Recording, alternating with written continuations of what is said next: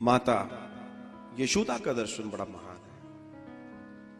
मां यशोदा बड़े प्रेम के साथ, बड़े आनंद के साथ अपने लाला की सेवा करती हैं। एक दिन सुंदर घटना घटी। मैया अपने लाला के लिए माखन तैयार कर रही हैं। सिर्फ कृष्ण के लिए माखन तैयार हुआ है। रानी है तो बढ़िया आभूषण पहन रखे, यहां ऐसे कुछ तो भी बंधा हुआ है, यहां बिदुड़ा और ये सब ऐसे बड़ी सी नाद है, उसमें बड़ा सा जो है बिलोना है, रस्सी लिए और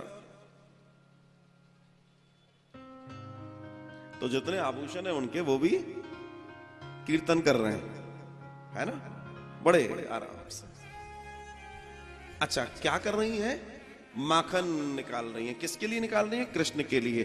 तो इसमें देखिए कितना बड़ा चिंतन है। मनसा वाचा कर्मणा तीनों एक हो रहे हैं।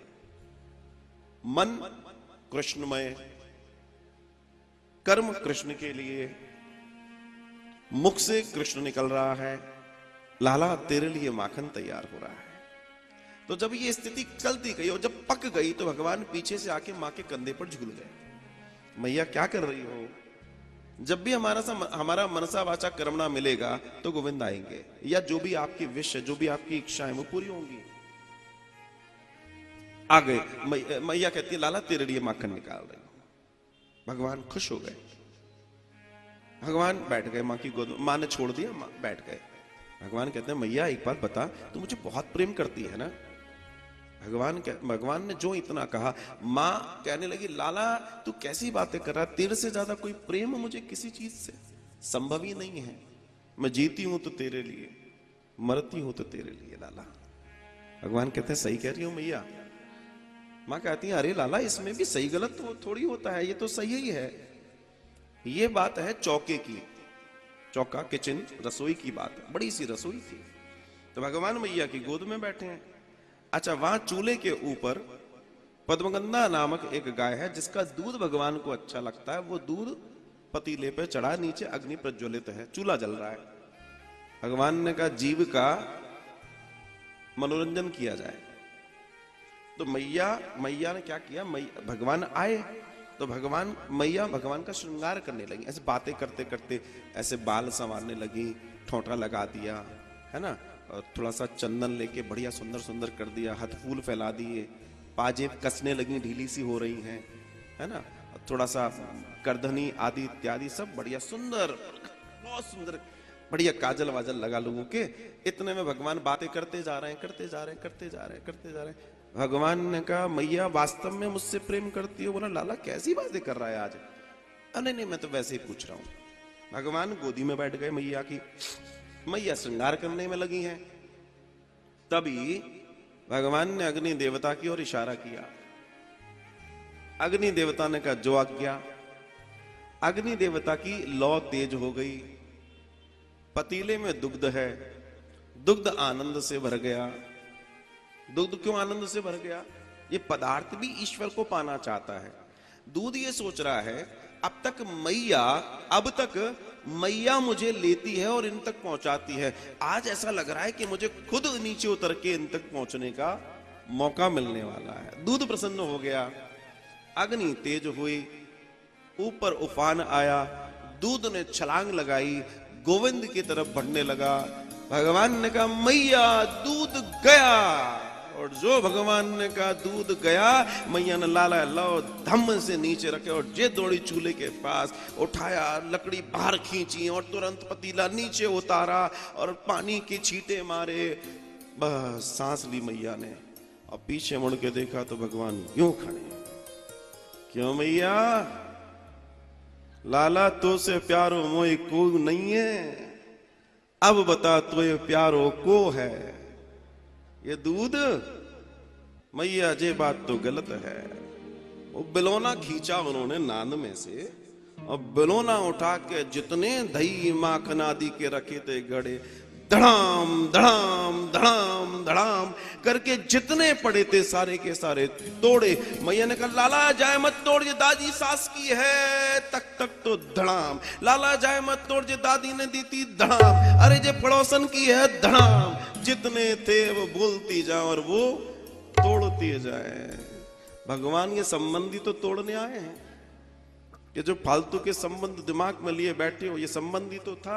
अब भगवान ने तोड़ दिया। मैया को आया क्रोध। मैया ने कहा लाला ठहर, अभी तो ये बताती हूँ। उन्होंने जो बिलोना नीचे फेंक दिया भगवान ने, वही बिलोने को मैया ने उठाया। और बिलोने को उठा के जो मैया लाला के पीछे दौड़ी। अब लाला के पीछे दौड़ी, सोचो भगवान के पीछे जीव दौड़ रहा है। भगवान आगे आगे, मैया पीछे पीछे। भगवान तो ऐसे ऐसे। अब मैया बेचारी बूढ़ी बाड़ी सी, जितना चल पाई। आंगन के आंगन इतने बड़े बड़े आंगन। नंद बाबा की महल के आंगन इतने बड़े थे जिनमें एक आंगन में 10,000 गैयां बन जाती थी। दर्शन है गर्ग संहिता। 10,000 गौ माताएं एक आंगन में बन जाती थी। सोचो आप। और आप देखो, अभी हम चर्चा कर रहे थे कि भगवान के जन्म पर 2 लाख गौओं का दान हुआ। तो 2 लाख गौओं का दान मतलब अगर दशमांश भी मान लें तो 20 लाख गऊ तो काउंटिंग में वैसे ही आ गई। सोचो क्या कहानी रही होगी। जब हमारा देश आजाद हुआ था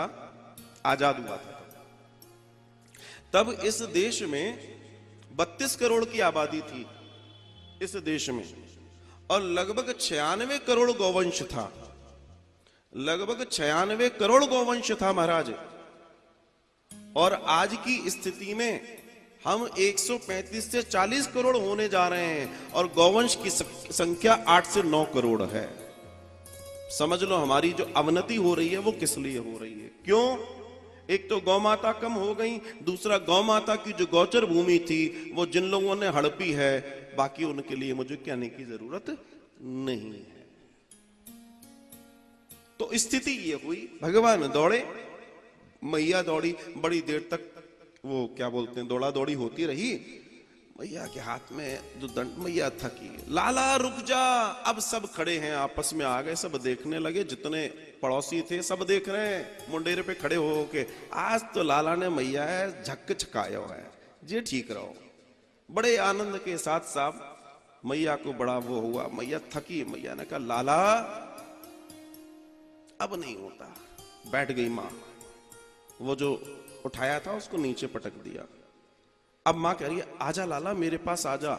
अच्छा, भगवान को मालूम है कि मां को कैसे तंग करना है। तो भगवान ने सबसे पहले वो सुंदर फूलों का जो हाथ में हाथ फूल पहनाए थे उनको तोड़ा। ये ले। मैया ने कहा लाला ये क्या कर रहा है? दूसरा भी ले, ये भी ले, यहां एक माला, ये भी ले। और फिर वो जो आंखों में लगाया हुआ सुंदर सा काजल था उसको भी ऐसे ऐसे ये ले। अपना श्रृंगार बिगाड़ने लगे। और जो भूमि थी, आप वृंदावन की भूमि देखे होंगे, चंदन की तरह है, उस भूमि में लोट लगाने लगे। तो पूरी की पूरी जो है जो रज थी वो रज उनके शरीर से लग गई। और रज को लेकर आकर ऐसे खड़े। मां कह रही है आ जाना मेरे पास लाला आजा। रोने लगी मैया, थकी बेचारी रोने लगी। तो भगवान ने कहा कि ठीक है, आए और मां की गोद में बैठ गए।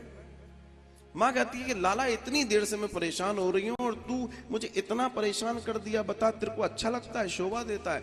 भगवान मन में कहने लगे मां मैं क्या करूं, मेरा काम ही यही है। जब भी जीव अहंकार की संटी हाथ में लेके गोविंद के पीछे दौड़ेगा, गोविंद कभी पकड़ में नहीं आएंगे।